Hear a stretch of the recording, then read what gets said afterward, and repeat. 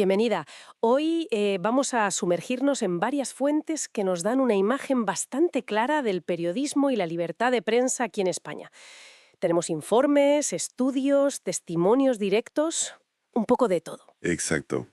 La idea general, vamos, es que el sector ha estado bajo una presión enorme. Una doble crisis, ¿no? Económica y digital, desde, bueno, finales de los 2000. Sí, sí. Y hoy queremos ver qué ha significado todo esto para los periodistas, para la información que recibimos y también para las nuevas iniciativas que han ido surgiendo. Pues sí. Las fuentes pintan un escenario complicado. Mucha precariedad, presiones de todo tipo, políticas, económicas, Ya. pero a la vez, fíjate, también se ve mucha resiliencia y una búsqueda de independencia, sobre todo en lo digital. Vamos a ver esos retos de 2014, 2015 y cómo siguen ahí, ¿no? Pues empecemos por lo más duro, el impacto en las personas. Los números asustan un poco, ¿eh?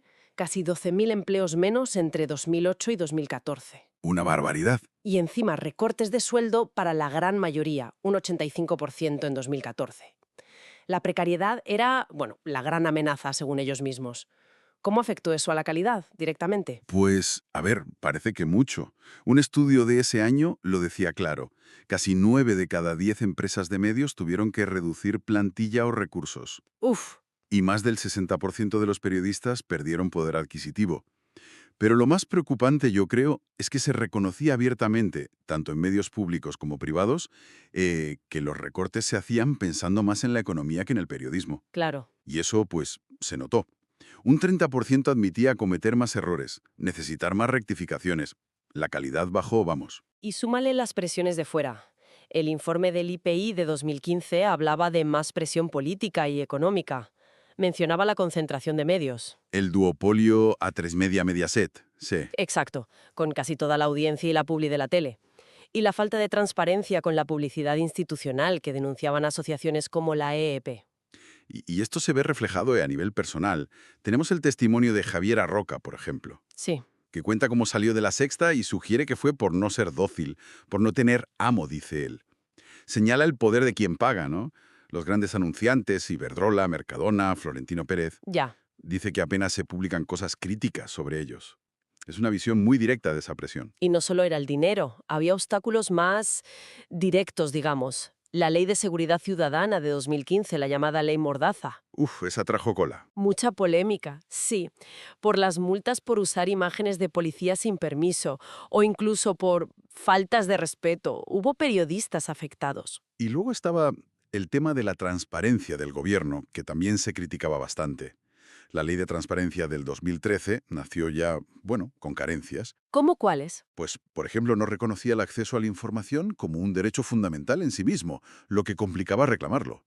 Y pedir información era un lío, con identificación digital, DNI, Vaya. y seguían pasando cosas como ruedas de prensa sin preguntas, ¿sabes? Algo que denunciaban muchas organizaciones. También se habla de lo vulnerables que eran los medios pequeños ante demandas por difamación, sin apenas recursos para defenderse. Sí, el caso de Café Amjet se mencionó mucho, aunque al final les absolvieron, pasaron por un calvario. Esa sensación de indefensión existía. Y los medios públicos tampoco se libraban. En RTV hubo denuncias internas. Sí, de manipulación, de retrasar entrevistas a políticos como Pablo Iglesias, que empezaba a despuntar, o de silenciar protestas. Y en las autonómicas, en la Forta, pasaba algo parecido. Pero bueno, no todo era negativo, ¿no? Porque resulta que en plena crisis, entre 2008 y 2014, mientras cerraban más de 300 medios. Nacieron unos 450 nuevos. Exacto. Y casi todos, el 93%, digitales. Muchos eran periodistas que querían hacer otra cosa, un periodismo quirúrgico, decían. Más enfocado. Buscaban precisamente eso, independencia, explorando otras vías de financiación, suscripciones, crowdfunding. Sí, Critic.cat, La Marea, el Extrarradio, superaron sus objetivos iniciales de financiación colectiva. Y algunos fueron más allá, como La Marea, que puso códigos éticos para anunciantes, vetando a empresas del IBEX 35 metidas en desahucios, por ejemplo, y modelos cooperativos, dando voz a los lectores. Interesante. Incluso colaboraban entre ellos. Filtrala.org, ¿te acuerdas? Un buzón seguro para filtraciones. Sí, lo montaron Diagonal, eldiario.es, Mongolia, La Marea. Aunque al principio, decían, se basaba mucho en la confianza personal entre ellos. Ahora la pregunta era si eso era sostenible a largo plazo. Claro, ese era el gran reto, y sigue siéndolo, ¿eh? Muchos de esos medios salieron adelante por pura voluntad, con sueldos bajos o nulos al principio. Ya se veía venir una selección natural, digamos, donde la calidad sería clave. Y todo este ecosistema mediático, claro, está metido en un contexto político. Hay una reflexión posterior de Javier Aroca, de este mismo año 2024, que añade otra capa. Sí, bueno, es una opinión suya, claro. Aroca dice que España se ha quedado sin derecha homologable. Argumenta que el PP se ha acercado demasiado a Vox, a la extrema derecha. Y que eso deja un hueco. Exacto, en un país que él ve plural. Lo mencionamos como parte del análisis del entorno, sin más, para entender esas dinámicas políticas que también influyen en los medios. En resumen, entonces, lo que nos dibujan las fuentes es un periodismo español que ha pasado por y sigue en aguas turbulentas, mucha presión económica, política, precariedad. Muchísima. Y un marco legal que a veces, pues, no ayuda. Pero por otro lado, Por otro lado, una capacidad de resistir y de innovar muy potente, sobre todo en digital. Periodistas buscando activamente cómo ser más independientes, más transparentes. con mucho esfuerzo personal y económico, eso sí. Desde luego. Y nos queda flotando una pregunta importante, que ya estaba un poco en las fuentes, ¿no?